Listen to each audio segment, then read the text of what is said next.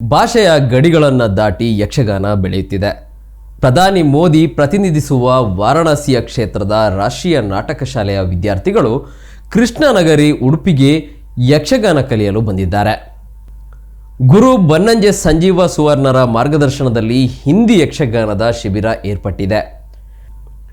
ಕನ್ನಡದ ಕಲೆ ಯಕ್ಷಗಾನಕ್ಕೆ ರಾಷ್ಟ್ರೀಯ ನಾಟಕ ಶಾಲೆಯ ವಿದ್ಯಾರ್ಥಿಗಳೇ ಮನಸೋತಿದ್ದಾರೆ.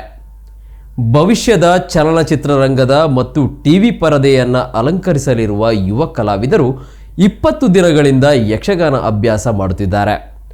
ಗುರು ಬನ್ನಂಜೆ ಸಂಜೀವ ಸುವರ್ಣ ಅವರ ಸಾಂಪ್ರದಾಯಿಕ ಹೆಜ್ಜೆಗಾರಿಕೆಯನ್ನು ಕಲಿಸುವುದರ ಜೊತೆಗೆ ಯಕ್ಷಗಾನ ಪ್ರದರ್ಶನಕ್ಕೆ ಈ ವಿದ್ಯಾರ್ಥಿಗಳು ಸಜ್ಜುಗೊಳ್ಳುತ್ತಿದ್ದಾರೆ. ಪ್ರತಿದಿನ 12 ಗಂಟೆಗೂ ಅಧಿಕ ಕಾಲ ವಿದ್ಯಾರ್ಥಿಗಳು ಬೆವರಿಳಿಸಿ ಯಕ್ಷಗಾನದ ಹಾಡುಗಳಿಗೆ ಹೆಜ್ಜೆ ಹಾಕುತ್ತಿದ್ದಾರೆ. ಇನ್ನು ಕೆಲವೇ ದಿನಗಳಲ್ಲಿ ಚಕ್ರವ್ಯೂಹ ಯಕ್ಷಗಾನ ಪ್ರದರ್ಶನವನ್ನು ನೀಡಲಿದ್ದಾರೆ. ರಾಷ್ಟ್ರೀಯ ನಾಟಕ ಶಾಲೆಯ ಕಲಿಕೆಯ ಭಾಗವಾಗಿ ಕಳೆದ ಹಲವಾರು ವರ್ಷಗಳಿಂದ ಯಕ್ಷಗಾನವನ್ನು ಒಂದು ಪಠ್ಯವಾಗಿ ಕಲಿಸಲಾಗುತ್ತದೆ. ಇದು ಕನ್ನಡಿಗರಿಗೆ ಹೆಮ್ಮೆಯ ವಿಚಾರವಾಗಿದ್ದು, ದೇಶದ ನಾನಾ ಭಾಗದ ಕಲಾವಿದರು ಅಪರೂಪದ ಕರಾವಳಿಯ ಕಲೆಯನ್ನು ಅಭ್ಯಾಸಿಸುವಂತಾಗಿದೆ. ಅದಮಾರು ಮಠದ ಆಶ್ರಯದಲ್ಲಿ ಈ ಶಿಬಿರ ಏರ್ಪಟ್ಟಿದ್ದು, ಗಾನ ನಾಟ್ಯ ಸಂಭಾಷಣೆಯ ಅಪರೂಪದ ಕಲೆ ದೇಶದ ಮೂಲೆ ಮೂಲೆಗೂ ಕಲಾವಿದರನ್ನು ಆಕರ್ಷಿಸುತ್ತಿದೆ.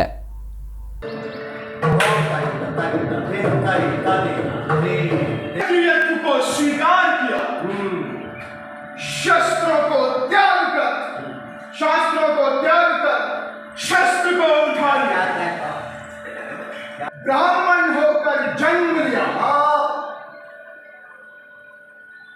और क्षत्रियत्व को स्वीकार किया.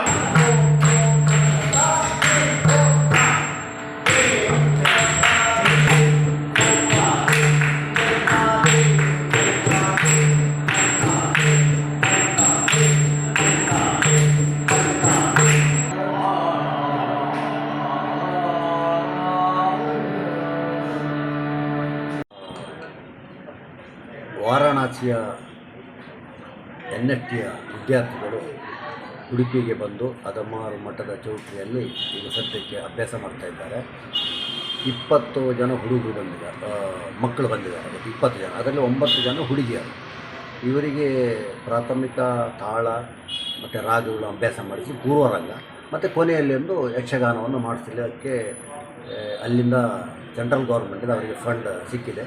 ಅದೇ ಪ್ರಕಾರ ಇಲ್ಲಿ ಬಂದು ಅದನ್ನು ಇಲ್ಲಿ ಮಕ್ಕಳು ಅಭ್ಯಾಸ ಮಾಡ್ತಾ ಇದ್ದಾರೆ. ಇದು ಸಾಧಾರಣ ಒಂದು 28 ದಿವಸದ ವರ್ಕ್ಶಾಪ್. ನಾವು ಇವರು ಏಕಲವ್ಯ ಎನ್ನುವ ಪ್ರಸಂಗವನ್ನು ತಗೊಂಡಿದ್ದೇವೆ. ಅದು ಬರೆದವರು ಹೊಸತೋಟ ಮಂಜುನಾಥ ಭಾಗವತರು, ಅದನ್ನು ಹಿಂದಿಗೆ ಇಬ್ಬರು ಅನುವಾದ ಮಾಡಿದ್ದಾರೆ.